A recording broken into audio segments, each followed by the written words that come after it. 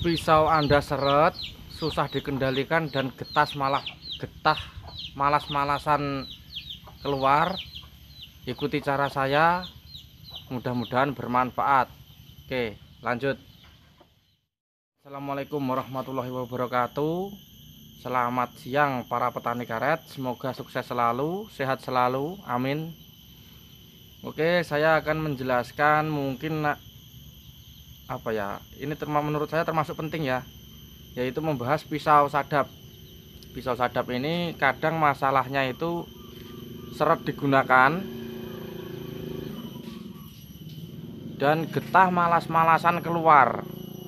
Oke, itu pengaruhnya apa? Apakah bisa diatasi dengan pisau ini supaya getahnya lancar dan mudah dikendalikan? Oke, mari kita berbagi pengalaman atau berbagi pengetahuan bersama ya, supaya bisa bermanfaat apa yang kita kerjakan.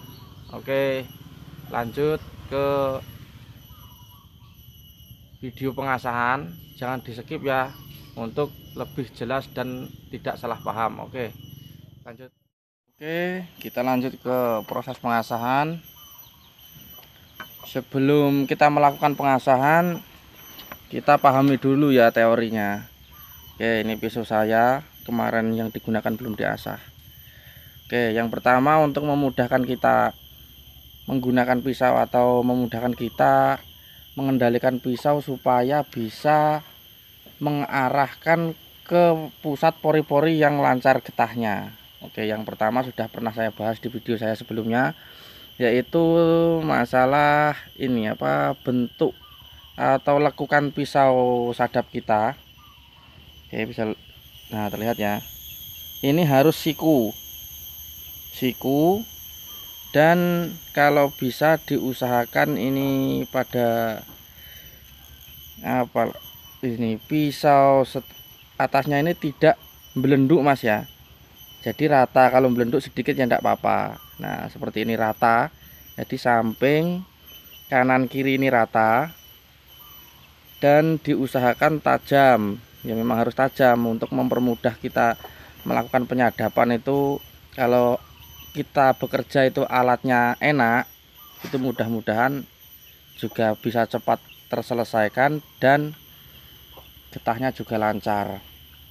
Oke, yang pertama teknik pengasahan ini bentuk dari pisau tersebut sudah ya. Yang kedua ini teknik pengasahan. Ini menurut saya teorinya begini. Untuk pengasahan pisau sadap itu supaya mudah digunakan dan getahnya lancar ya, biasanya kalau di ujung mata pisau pas tekuan sini patah atau cuil ya, itu diasahnya pakai ungkal asahan besar itu dari luar. Jadi contohnya seperti ini, untuk contoh saja digesekkan seperti ini, jadi pisaunya yang bergerak karena ungkalnya ini kan besar. Kalau asahan yang besar itu, jadi otomatis dia bentuknya itu dari luar ini tajamnya mengarah ke atas atau ke dalam. Ini itu yang daunnya sendiri ini. Nah dan yang dari sini otomatis dia juga ke dalam atau masuk ke dalam tikungan sini bilah mata pisau yang tajam itu menurut saya tidak bagus ya, karena kita untuk mengendalikannya pun juga susah, harus ditekan. Dan kalau model seperti itu yang sini diasah dari luar, itu tengahnya ini nimbul. Nah yang nimbul ini membuat gesekan pada pori-pori yang terkena mata pisau di depan, dan yang di belakangnya ini nimbul, itu membuat pori-porinya itu agak sedikit tertutup, jadi membuat pengeluaran getah itu tidak maksimal. Oke, yang bagus seperti apa? Yang bagus itu kalau bisa diusahakan mengasahnya itu, kalau yang untuk daun sini, daun mata pisau itu diusahakan dari dalam mas. Jadi kalau saya bilang itu nggusi dari dalam, nggusi konjeru. Jadi seperti ini ya, ini contohnya. Oke, nah kalau bisa ini di asahannya ini bisa nukik seperti ini mas. Nah nukik ke keluar, jadi nanti terbentuk karena asahan ini tajamnya itu posisinya itu keluar lah, istilahnya itu enggak ke dalam sini. Kalau ke dalam sini itu mengendalikannya susah, juga seperti kurang tajam. Dan untuk yang di mata pisau sebelah ini ya, gagang ini ya, ini kalau bisa ngungkal ngasahnya itu dari luar ke dalam. Itu kenapa? Karena biasanya kalau dari dalam digusikan dari dalam atau natah dari dalam ke luar, itu biasanya kalau mengenai kayu bisa dalam ini Mas. Jadi untuk mencegah sadapan kita tidak rusak terkena kayu karena pisaunya, itu diusahakan ngasahnya dari luar ke dalam untuk bagian yang dinding sebelah sini ya, yang lehernya ini. Nah, untuk yang daunnya itu diusahakan dari dalam keluar. Oke, seperti itu. Dan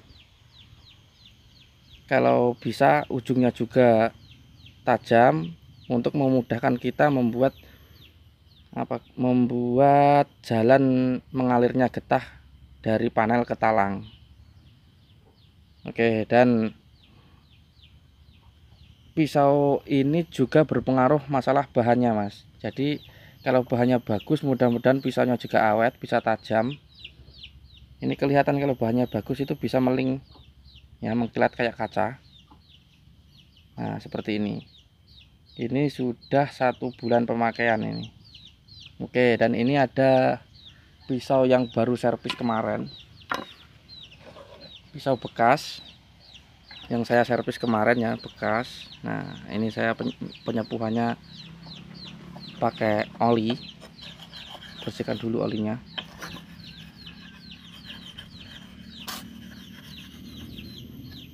Oke. Nah, ini kelihatan garis-garis kecil. Ini kan pisau baru Mas ya, hitungannya baru lah. Ini bekas gerinda. Nah, kadang masalah pisau baru ini susah digunakan karena seret. Nah, menurut saya begini teori cara pengasahannya. Ini mohon maaf, kita sharing masalah pengasahan pisau ya. Saya menggunakan asahan kecil-kecil, mungkin di daerah Panjenengan Sudoyo juga ada ya, banyak, jadi nggak cuma satu. Oke, untuk pisau baru tekniknya begini, untuk memudahkan kita menggunakan untuk pertama kali asah ya, pisau baru ini. Bersihkan dulu olinya.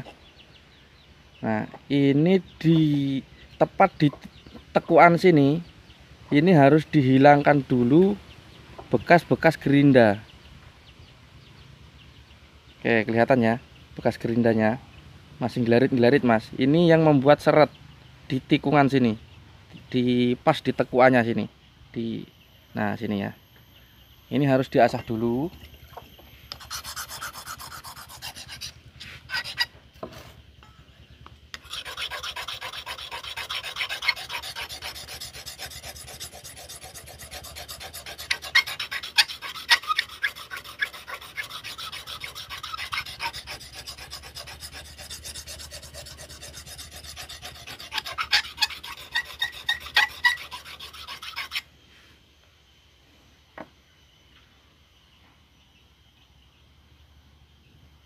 Nah, ini masih ada Mas, masih banyak ya, ini masih bekas gerinda dari pembuatan atau dari servis kemarin.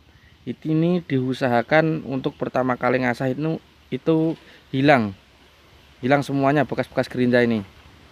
Ini memudahkan kita untuk mengendalikan pisau, juga waktu kita menggunakannya itu tidak seret. Dan teori asah yang saya bilang tadi ya. Nah, untuk yang bagian daunnya ini diusahakan dari dalam ini nukik ke luar asahannya. Jadi jangan sampai dari luar sini sampai nukik ke dalam. Itu akan mengurangi pendapatan kita ya. Pasti selisih Mas kalau ini digunakan. Pasti selisih. Ini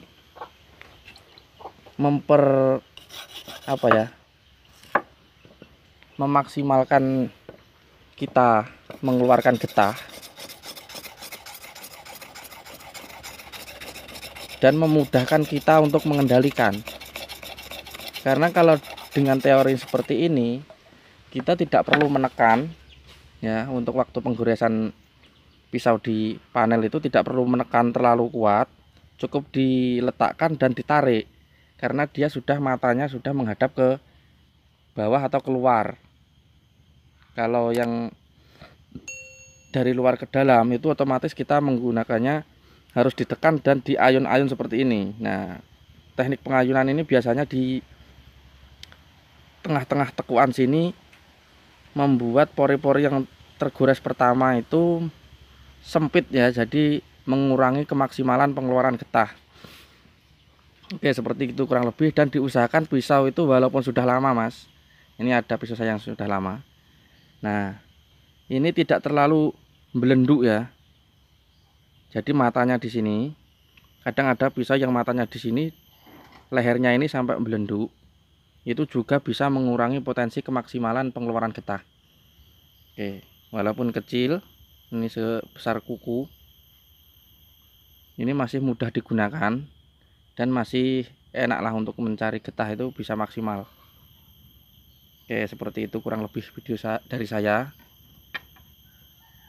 Mudah-mudahan bermanfaat, dan untuk para petani karet jangan menyerah, mudah-mudahan kita menemukan harga yang stabil dan kita bisa sukses bersama. Oke, sebelumnya terima kasih. Jangan lupa like dan subscribe biar saya lebih bersemangat membuat konten dan berbagi pengalaman. Assalamualaikum warahmatullahi wabarakatuh.